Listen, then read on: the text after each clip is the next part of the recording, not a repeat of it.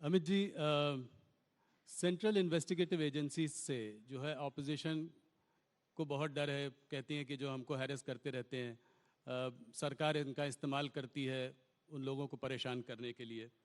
आज अगर आप देखें तो सत्येंद्र जैन, मनीष सिसोदिया जेल में हैं।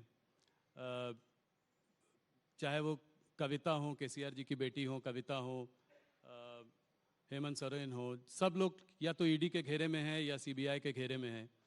तो भूपेश बघेल जी के भी ज़्यादातर लोगों पर रेड्स पड़ती रहती हैं। तो ऑपोजिशन का कहना ये है कि क्या ईडी और सीबीआई के दफ्तर भारतीय जनता पार्टी के स्टेट्स में बंद हो चुके हैं?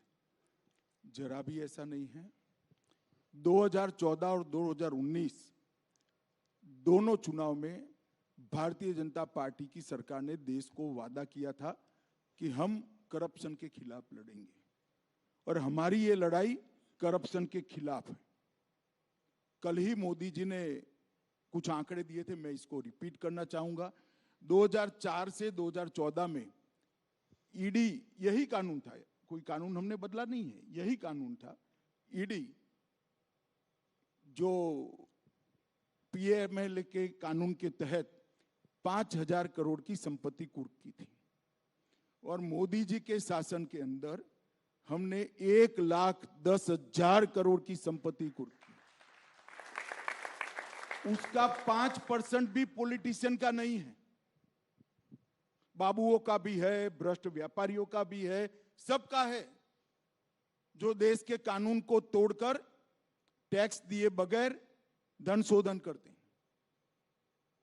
क्या लड़ाई बंद कर दें? और क्या देश की जनता ऐसा कानून चाहती है कि अगर कोई पॉलिटिशियन, कोई राजनीति में काम करने वाले नेता या व्यक्ति भ्रष्टाचार करे तो इसके खिलाफ कोई कार्यवाही न हो? यही सीबीआई के तहत 9 वर्षों में हमने 5,000 केस भ्रष्टाचार के दर्ज किए। कांग्रेस ने 500 भी नहीं किए थे, 500 भी नहीं। क्या 5,000 के 5,000 केस राजनीतिक पार्टियों के कार्यकर्ताओं पर है? ना, सभी के सामने है, बाबुओं के सामने भी है, व्यापारियों के सामने भी है, और मिली भगत के सामने भी है। और जहां तक दुरुपयोग का सवाल है, लालू जी पर केस किसने किया था? यूपीए की सरकार ने किया था जी। शेख अब्दुल्ला के खिलाफ विमान भरकर अफसर, वो बड़े वाला एयर इंडिया का पुराना विमान आता है, क्या कहते 320 या ऐसा विमान होता है, पूरा विमान भरकर अफसर भेजे थे और कई सालों के लिए जेल में डाल दिए थे। किसने किया था? इंदिरा जी ने किया था। ये तो भ्रष्टाचार के केस है। मैं राहुल जी को और उनकी पार्टी को याद कराना चाहता हूं, इमरजेंसी डालकर लाखों बेगुनाह विपक्ष के नेताओं को जेल में डाल दिया था 19 महीने तक, और बेल का प्रोविजन भी नहीं था। और यहां तो बेल का प्रोविजन, आप कोर्ट में जाइए। मैं आपको बताता हूं दुरुपयोग कैसे होता है, मैं उसका भुक्तभोगी हूं। हमारे खिलाफ कोई भ्रष्टाचार का केस कांग्रेस ने नहीं किया था।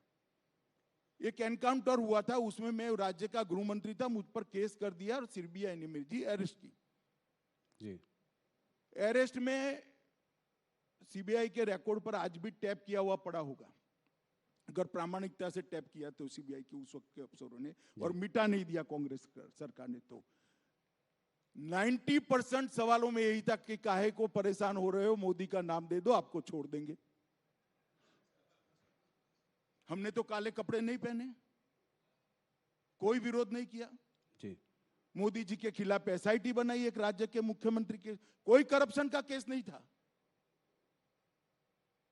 दंगों में इन्वॉल्वमेंट का केस करा, फर्जी टाइप का, जो अंत में सुप्रीम कोर्ट ने खारिज किया। हमने कोई हाई तौबा नहीं करी थी, कभी काले कपड़े पहनकर संसद को हमने जाम नहीं किया था भाई। और मैं बताता हूं नतीजा क्या आया। मुझे पकड़कर अरेस्ट किया, 90 में दिन ही बेल दे दी मुझे हाईकोर्ट ने। हाईकोर्ट ने कहा कि अरेस्ट करने के लिए पर्याप्त प्रूफ ही नहीं है, और मैंने एक्विटल की एप्लीकेशन डाली। मुंबई की अदालत ने, मुंबई में केस चला, गुजरात के बाहर ले गए, कोई आपत्ति नहीं, मुंबई में चला। वहां कोर्ट ने कहा कि राजनीतिक प्रतिशोध की भावना से सीबीआई ने राजनीतिक इशारों पर एक केस किया है, इसलिए हम अमित शाह को के खिलाफ के केस को और सारे आरोपों को खारिज करते हैं। हमने हाय तौबा नहीं की थी। और यही लोग थे, यही चिदंबरम बैठे थे, यही सोनिया जी नेतृत्व करती थी यूपीए सरकार का, यही मनमोहन सिंह थे और यही राहुल गांधी सांसद थे। अब क्या हो गया भाई? और हमने तो आप पर जो केस करे हैं भैया वो करप्शन के हैं, आपकी बदजुबानी का केस है। इस प्रकार के फर्जी केस नहीं किए हैं। और केजरीवाल भी रोज छातियां पीटते हैं, भैया ये सारे निर्दोष हैं। तो जैन साहब कितने समय से अंदर हैं? काफी समय हो गया, 1.5 साल हो गया जी। क्यों बेल नहीं होता है? सिसोदिया जी कितने समय से अंदर हैं? क्यों बेल नहीं होता है? इस देश में अदालतें हैं भाई, सबने अपना केस लेकर अदालत के सामने जाना चाहिए। एजेंसियों के दुरुपयोग का आरोप करने की लिए मैं कांग्रेस के मित्रों को कहना चाहता हूं, एक उंगली किसी के खिलाफ करोगे तो 4 उंगली आपके खिलाफ आती है, ध्यान रखना। और इस देश की जनता ने आपके समय में सब कुछ देखा हुआ है, मगर हमने कभी भी ऐसे काले कपड़े पहनकर, काली पगड़ियां, काली धोती, काला कुर्ता पहनकर नहीं, रोड पर नहीं निकले हम। वही कानूनी मामला है, निर्दोष है तो कानून में श्रद्धा होनी चाहिए, कानून छोड़ देगा आपको। जी। मैं तो इतने साल तक कभी नहीं बोला, आज आपने यूं कर कर बुलवाया तो मैंने बता दिया। अब तक नहीं बोला था मैं तो कभी। पर अमित जी और पूरी मेरी इंट्रोगेशन में एक ही बात, मोदी का नाम दे दो, मोदी का नाम दे दो, मोदी का। भाई क्यों डरते हो मोदी से, क्यों फंसाना चाहते हो?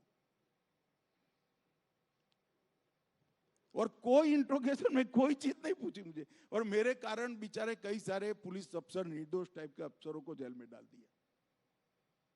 और वही कांग्रेस आज ये प्रलाप कर रही है, वही चिदंबरम साहब आज बोल रहे हैं, वही कपिल सिब्बल बोल रहे हैं, वही अभिषेक मनु सिंघवी बोल रहे हैं।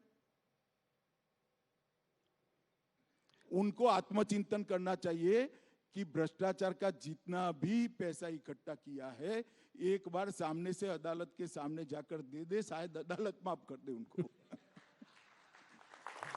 ये ढूंढकर पकड़ेंगे तो तकलीफ आएगी। एक ऑपोजिशन लीडर का कहना यह है कि ये सारे आप भ्रष्टाचार के जो केसेस आप इन्वेस्टिगेट एजेंसीज तो करती हैं, पर अगर नेता पार्टी बदलकर भारतीय जनता पार्टी में आ जाए तो उसके खिलाफ केसेस को ड्रॉप कर दिया जाता है। ये बिल्कुल बेसलेस बात है। इस देश में अदालतें हैं, आपके पास अगर कॉन्क्रीट केस है तो लेकर अदालत में जाइए, अदालत सीबीआई को डायरेक्ट करेगी, ईडी को डायरेक्ट करेगी। कौन ईडी और सीबीआई की हिम्मत है अदालत के डायरेक्शन के खिलाफ काम करने की? बताइए किसकी हिम्मत है? और कांग्रेस पार्टी क्या मानती है? इस देश में अदालतें बंद हो गई है, जाइए आप अदालत में। ये 14 अपोजिशन पार्टीज ने सुप्रीम कोर्ट में एक याचिका दायर की भी है, जहां पे वो कह रहे हैं कि गाइडलाइंस फॉर अरेस्ट होना चाहिए। 3 गाइडलाइंस की उन्होंने बात करी है, इसको कैसे देखते हैं? अरे भाई, इस देश में अरेस्ट की, बेल की और रिमांड की, तीनों की गाइडलाइन सुप्रीम कोर्ट के 5 जजमेंटों से प्रस्तावित है।